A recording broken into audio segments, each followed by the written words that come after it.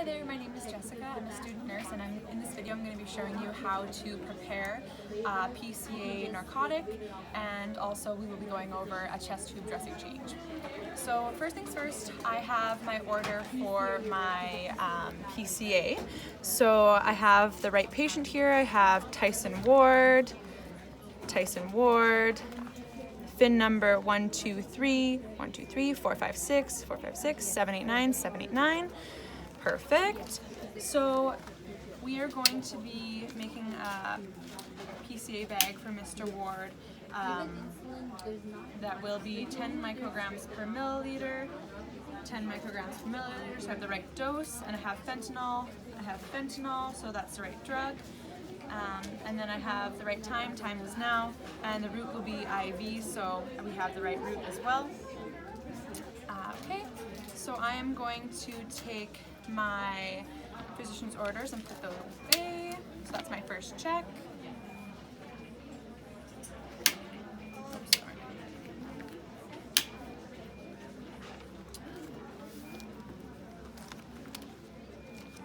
And then for my second check, now I'm going to have a look at my my parenteral drug monograph. So I'm wanting to make my PCA, so I'm going to go to the PCA page where I can see that I will need 2 5 ml 50 microgram per milliliter ampules. So I have that right here, not expired, and that's for a total of 500 micrograms. So yes, I will be pulling out the full dose 5 ml of each, and I will be diluting that into 40 milliliters of normal saline, which I have right here. So first things first, I recognize that this is 50 mLs of normal saline and I want 40, so I am going to discard 10 mLs. Using my butterfly method always. Butterfly, butterfly. So I just, when I opened it, I accidentally flicked the tip in there, so I would just get a new blunt fill because this part needs to remain sterile, so I'm going to just pretend that I went and got a new one for the sake of the demo. Butterfly open. Okay, garbage that. And I am going to alcohol swab.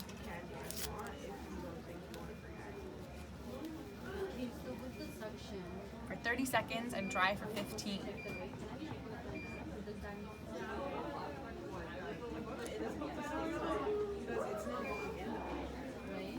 I don't need to inject any air because I'm just simply going to pull out 10 mLs.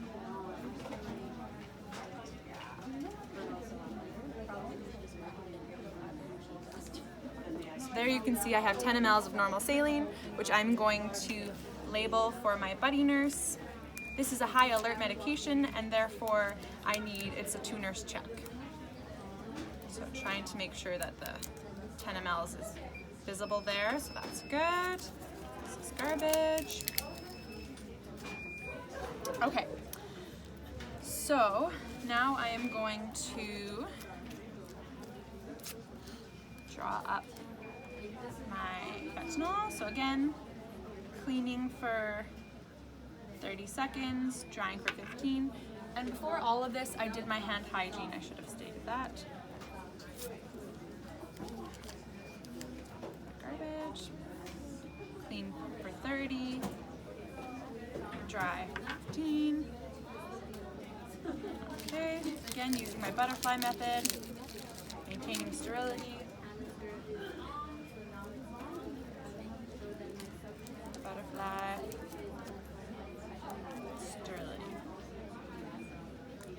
So for these, I am going to inject 5 mLs of air. Just make it easier on me. In real life, it would not bubble like that because these have been used before. So now, I'm going to pull out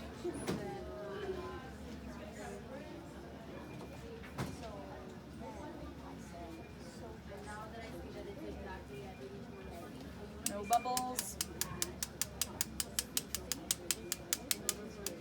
sure we have the accurate dose.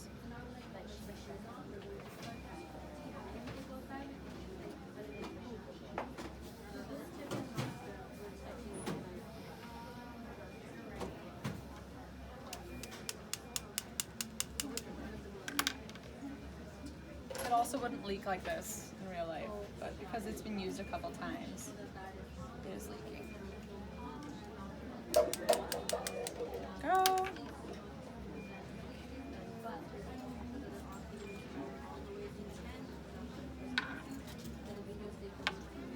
And I'm going to pull back for another 5 mL that I will be injecting. Inject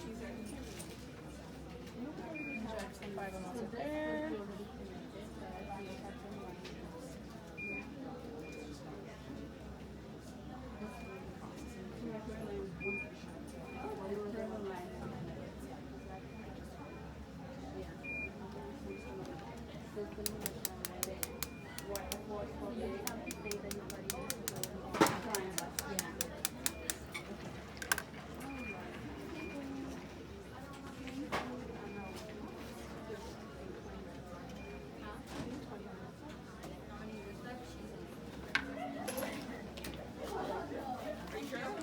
So there you can see I have the 10 mLs, no bubbles. So now I'm just going to, at this point I'm going to do my second check. So I'm going to get my buddy nurse to come and double check everything I've got going on here. So I'll just garbage this to make it a little cleaner for her. So when my buddy nurse comes, she will see that this is my my fentanyl. I have my 2 vials here, and so I have the right patient. I have Tyson Ward. I have my label here. I have Tyson Ward, so right patient. Bin number 1, 2, 3, 4, 5, 6, 7, 8, 9. I have the right drug. I have fentanyl. Yep, fentanyl and fentanyl, and 500 micrograms. So right dose, which will be 10 micrograms per ml. So yep, 50 micrograms plus 50 micrograms per ml in a 5 ml syringe is 250 plus 250 is 500. So that's correct. And then my diluent right here is normal saline, which I have my 10 ml discard, so it's 40 in here.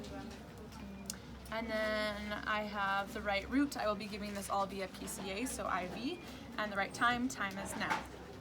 Okay, so now that my nurse has double checked everything, I am good to inject it into the bag and dilute it.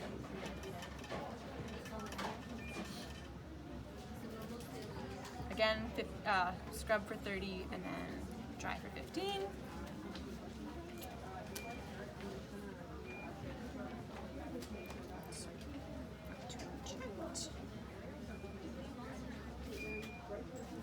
And now I would discard of this into the sharps and discard of these into the med waste containers. So I also have here on my label, I have that there's no loading dose as per the doctor's orders, which I can also look back on here. So no loading dose. There's no basal, it's just will be the bolus of the 10 micrograms per ml, 10 micrograms per ml. And then the lockout is in 5 minutes right here, 5 minutes here, perfect. And so if the lockout is every 5 minutes, 60 divided by 5 is, he can have, or yes, Tyson can have his dose 12 times every hour. Okay, and so I will be leaving this for my buddy nurse.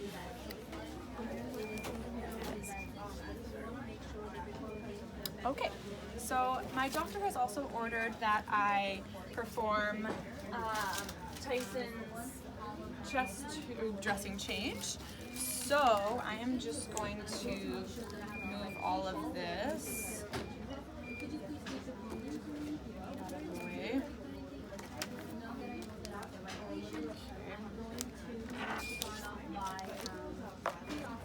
So I'm just gonna put that right there. Okay, so upon entering my patient's room, I'm immediately doing a safety check and some hand hygiene.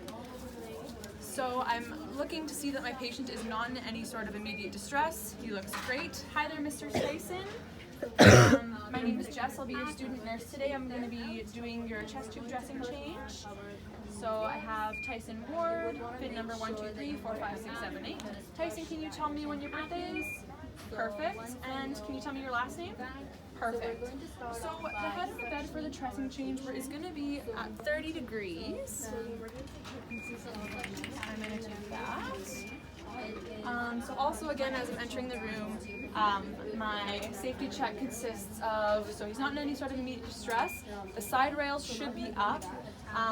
There's nothing on the floor that looks like it'll be any sort of dangerous obstacle. I'm also going to check my emergency equipment. So he's got 2 clamps here in case of an air leak or anything else. He's got normal saline and sterile water. His suction is hooked up. I'm just going to follow it all the way to the pleura back here, so I can see it connects perfectly good, and the yellow-orange ball is visible, which means the suction is on. It's set to 20 cm of H2O, which is as per the doctor's orders. Down here, there is no bubbling, which is good, because that means that there's no air leak. And then this would be tidling when Tyson breathes. And then I'm going to mark where the drainage is at the start of my shift, and I'm noting the color. So it appears to be serosang, which is normal. It's not purulent or pure sanguinous. So that's good, and it's below the patient. So I'm just gonna follow the tube to Tyson here to make sure that there's no kinks or anything. And that's good. And I'm just gonna make sure that my suction is on. Yep, it's on. Everything is hooked up good. So that's perfect. So Tyson has had his chest tube dressing changed a couple times now by me, right? Tyson, you're familiar with me, so he knows the drill. I'm just gonna set up my sterile field. I'm gonna make sure I have enough room here, and I'm not gonna knock over his pleura back. Clumsy me. And okay. So jelonet, drain sponge.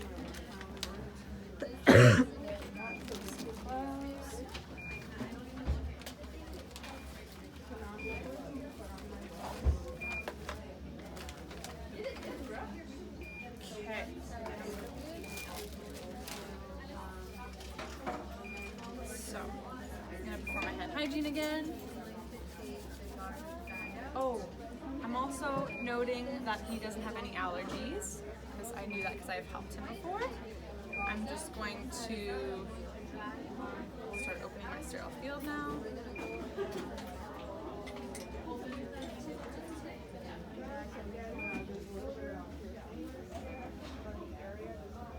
Ensuring that I'm maintaining sterility. So, in here we just have like an extra sheet which I'm going to hold on to. So I'm recognizing my 1-inch border, and I won't be crossing that.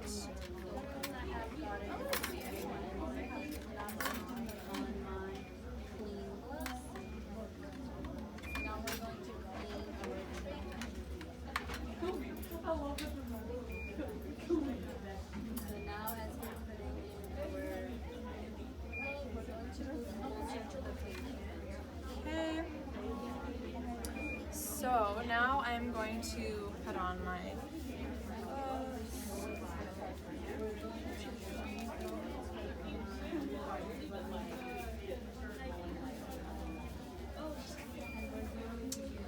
I'm going to get Tyson nice and comfortable.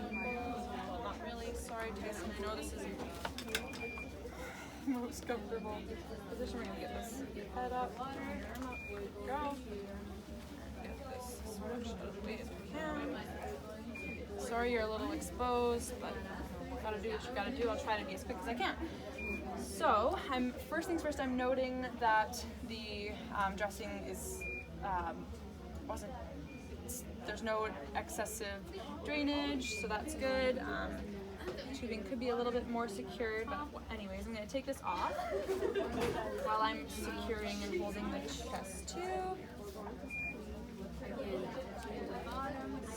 Chest tube. Okay. And I'm going to use my forceps to take off the jelonet, and that will be garbage. Pick that up after. And at this point, I would discard my gloves, wash my hands, and put on new ones. For demo's sake, I'm just going to state it. So immediately, I'm assessing the site. So it appears healthy. There's no purulent drainage. There's no swelling or any signs of infection. So that's good. Looks just like the last time I did it. So I'm going to finish making my tray. So I've got some normal saline here. Pour a little bit in there. And I'm going to need my jelonet.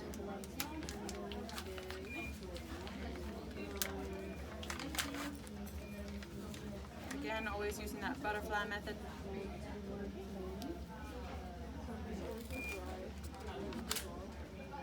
I'll put that right there. Garbage that. And some drain sponges.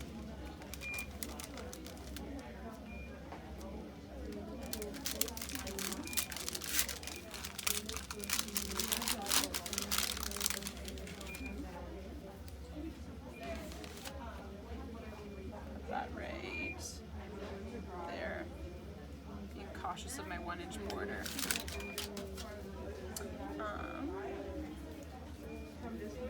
See that my jelonet is a little close to my 1-inch border, so I'm just going to move it in a little bit.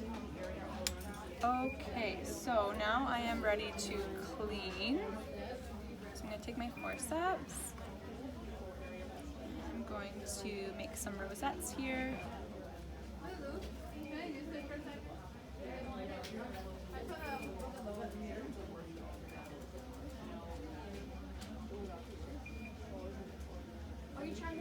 Dip it in my normal saline, squeeze out any excess,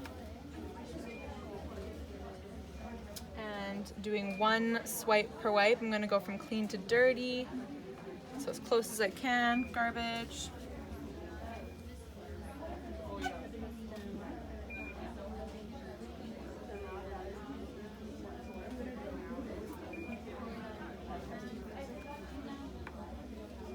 Again, clean to dirty, working farther away. Garbage. And I'm gonna do one down the tube here. Whoop. And now I'm gonna take a nice big fluffy one to dry. So again, clean to dirty. So I would like to get as much area that will be under the dressing there. And I'll do one more just for the tube.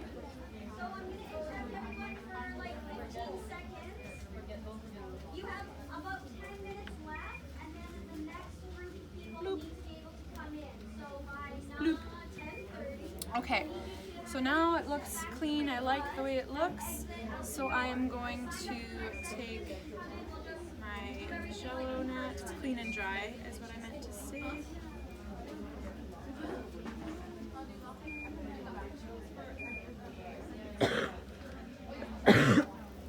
Garbaje.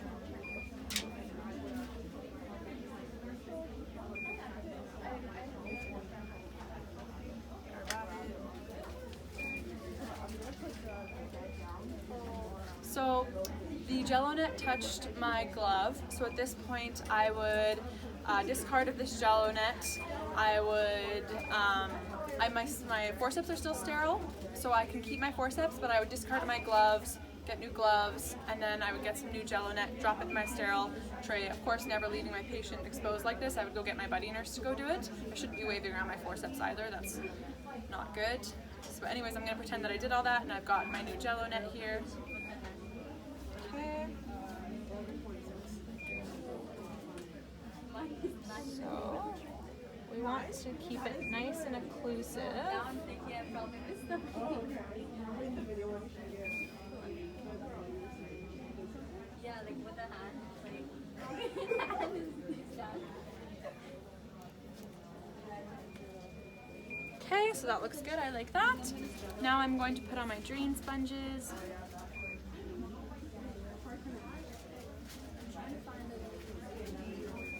One going one way.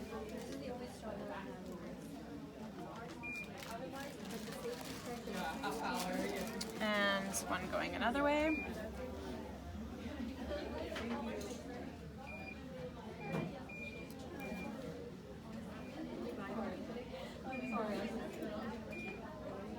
Okay, now I can put on a 4x4. Top, just like that. And now I'm good to put on my E-fix.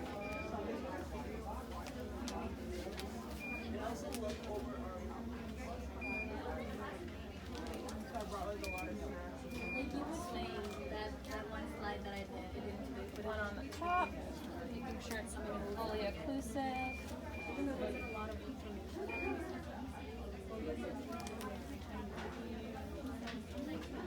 Nice. And put one on the bottom. This one has the date and time with my name and initials.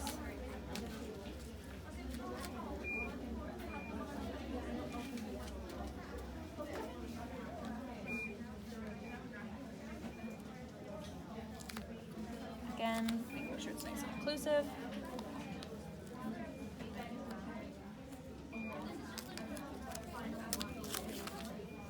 And tenting it so when it does tug, it tugs on the dressing, not on the tube. Good. Okay, so now at this point, I would clean up all my mess.